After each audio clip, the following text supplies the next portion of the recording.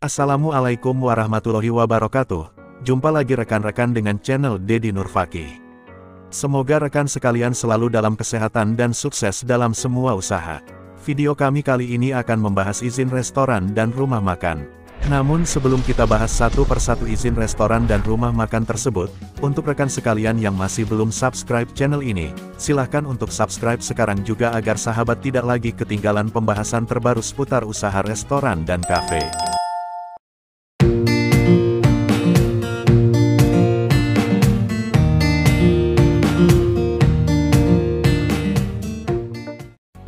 Setidaknya ada 7 jenis izin usaha restoran atau usaha rumah makan yang mungkin wajib Anda kantongi. Izin ini tergantung kepada jenis usaha dan wilayah domisili Anda. Ketujuh izin ini berikut bukanlah urutan izin yang harus didapatkan terlebih dahulu. Ada beberapa izin yang dapat diajukan secara paralel namun beberapa izin mensyaratkan izin yang lain terlebih dahulu.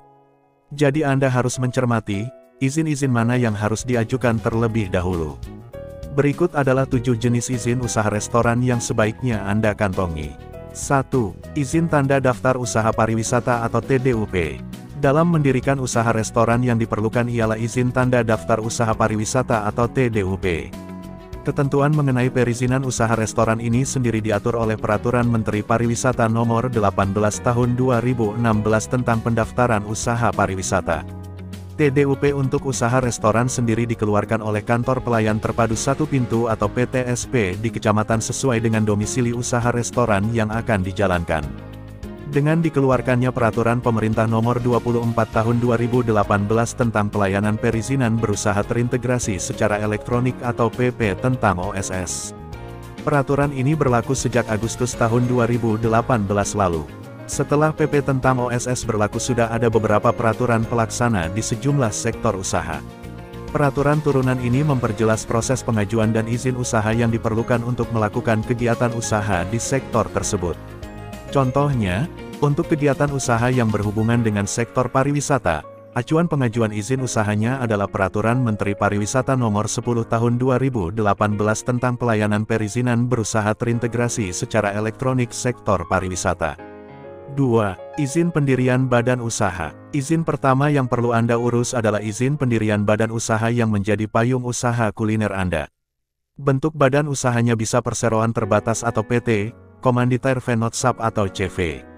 Dari bentuk dan dasar hukumnya PT merupakan bentuk perusahaan yang berbadan hukum yang pendiriannya harus sesuai dengan Peraturan Undang-Undang Nomor 40 Tahun 2007 tentang perseroan terbatas. Sementara CV bukan usaha berbadan hukum karena tidak ada peraturan tertentu yang mengaturnya. Pada umumnya, CV banyak dipilih untuk kegiatan usaha mikro kecil menengah atau UMKM. Untuk mengajukan izin ini ada persyaratan yang diberikan antara lain identitas diri, akta notaris, nomor pokok wajib pajak atau NPWP, surat keterangan domisili usaha atau SKDU.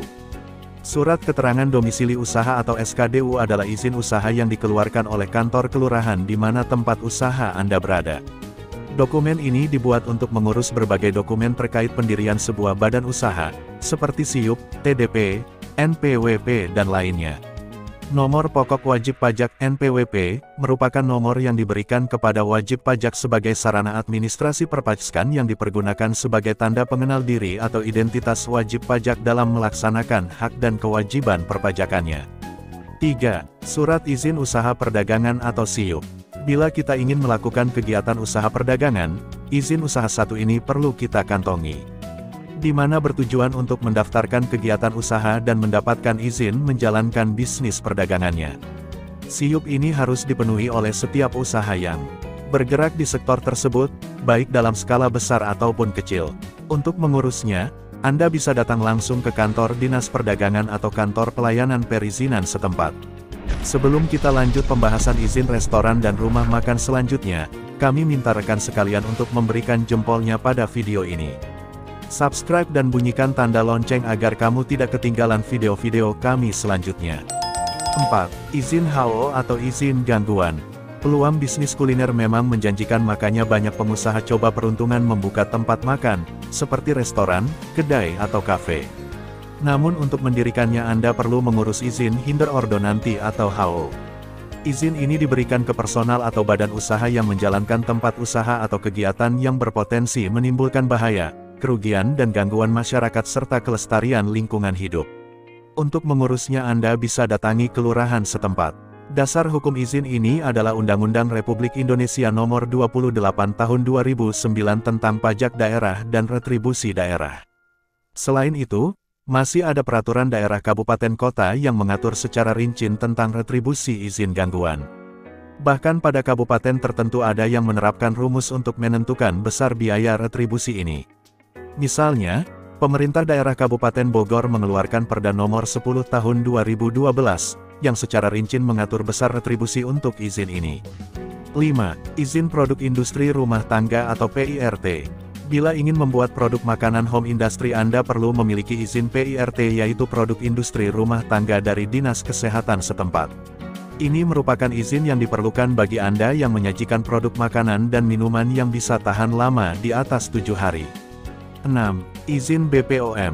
Izin BPOM adalah surat izin yang dikeluarkan oleh Badan Pengawas Obat dan Makanan guna melindungi masyarakat terhadap bahaya konsumsi suatu produk yang dikemas. Hal ini sangat wajib dilakukan selain bisa mengetahui amankah produk Anda untuk dikonsumsi. Dengan pemberian label dari BPOM dapat meningkatkan kepercayaan konsumen Anda. Untuk melakukan pendaftaran produk makanan tersebut bisa dilakukan dengan cara datang langsung ke kantor Badan POM atau registrasi di website BPOM. 7. Sertifikat halal. Label halal cukup penting dalam industri makanan dan minuman, apalagi untuk negara yang mayoritas adalah beragama Muslim, seperti Indonesia. Izin ini bisa diurus oleh pelaku usaha di kantor Majelis Ulama Indonesia. Namun mulai tahun 2019 sertifikasi ini diterbitkan oleh Kementerian Agama, melalui Badan Penyelenggara Jaminan Produk Halal atau BPJPH. Pembentukan badan kepemerintahan yang mengurusi sertifikasi halal ini mulai didirikan pada tahun 2017 dan sudah diatur di dalam Undang-Undang Nomor 33 Tahun 214 tentang Jaminan Produk Halal atau JPH. Dengan berlakunya undang-undang ini, maka bagi pelaku usaha kuliner atau produk pangan, izin edar yang wajib Anda miliki akan bertambah, karena selain wajib memiliki izin edar dari lembaga BPOM RI atau Dinas Kesehatan setempat, Anda juga harus memiliki izin edar berupa sertifikat halal ini. Itulah ketujuh izin restoran dan rumah makan yang minimal harus dimiliki. Menurut rekan-rekan, apa ada izin lain yang harus dimiliki selain izin-izin tadi? Tuliskan nama izinnya dan instansi mana yang mengeluarkannya di kolom komentar. Jangan lupa untuk berikan like dan share video ini. Subscribe dan bunyikan tanda lonceng, agar tidak ketinggalan pembahasan tentang usaha restoran, kafe dan rumah makan.